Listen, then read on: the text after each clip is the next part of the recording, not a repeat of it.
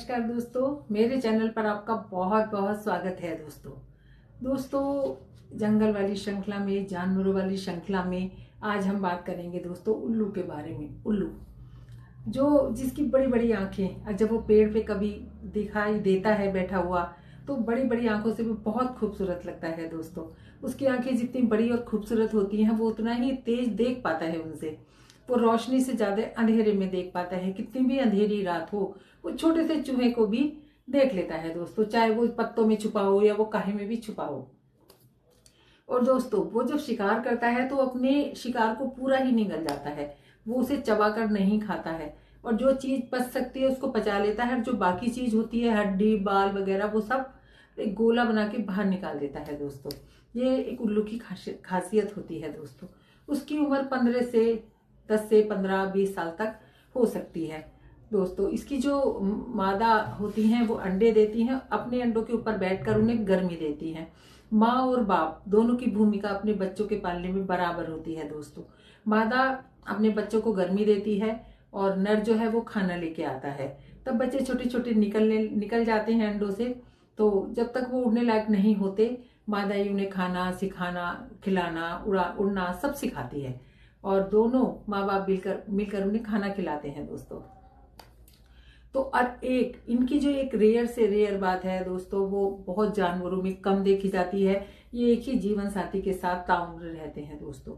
अपना एक जीवन साथी और परिवार बनाते हैं। जैसे कि हम इंसान लोग एक ही जीवन साथी के साथ रहते हैं। इंसान तो आजकल बना लेते हैं, पर इनमें एक रेयर बात है दोस्तों कि ये एक ही जीवन साथी के साथ रहते हैं हमेशा दोस्तों। ये कंदराओं में या ऊंचे पेड़ों पर ऐसी जगह पर रहते हैं और जब तक इनके अंडे सुरक्षित नहीं हो जाते ये वहीं पर माँ अपनी चौकसी करती है। ये सांप वाप सब खा जाते हैं, क्योंकि सांप अंडों को खाता है तो इसलिए वो वहीं पे रहती है। और अगर सांप का खतरा होता है तो माँ उसे मार देती है।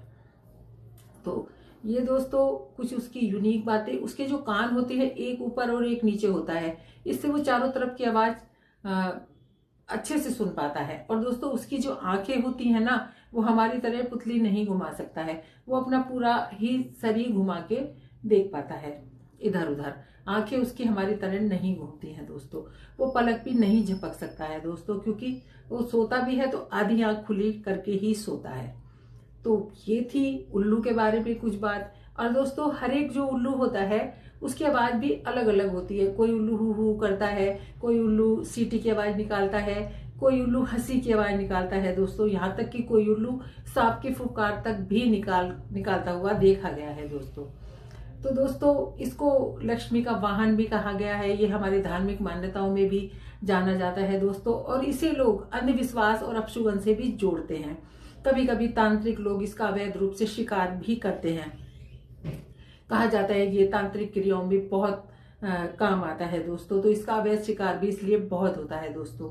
मैंने बहुत उल्लू देखे हैं, बहुत सुंदर सुंदर उल्लू होते हैं। मैंने जिम कॉर्बेट नेशनल पार्क में पेड़ों पर बैठे हुए बहुत बार उल्लू देखे हैं दोस्तों। और दोस्तों एक बात और है इसकी कि ना तो ये अपशुगन होता है दोस्तों, और ना ही किसी को कोई नुकसान पहुंचाता है। ये अपशुगन और शगुन तो सब भगवान की दी हुई चीजें हैं, ये सब बेकार की चीजें हैं दोस्तों। और हाँ, लक्ष्मी का वाहन जरूर उल्लू को माना जाता है दोस्तों। तो ये थी कुछ बातें दोस्तों उल्लू के बारे में। अगर आपको अच्छी लगे तो लाइक कीजिए दोस्तों, शेयर कीजिए। ऐसे ही मेरा हौसला बढ़ाते रहिए दोस्तों। धन्यवाद दोस्तों। मिलती हूँ फिर कल किसी दूसरे टॉपिक पर और किसी दूसरे जानवर पर या जंगल पर या पेड़ों पर। तो कल की बात कल देखेंगे दोस्तों। तब तक के लिए आप अपना ध्यान रखिए, हमेशा खुश रहिए दोस्तों, मुस्कुराते रहिए दोस्तों। मुस्कुराहट में ही जीवन है दोस्तों। धन्यवाद दोस्तों।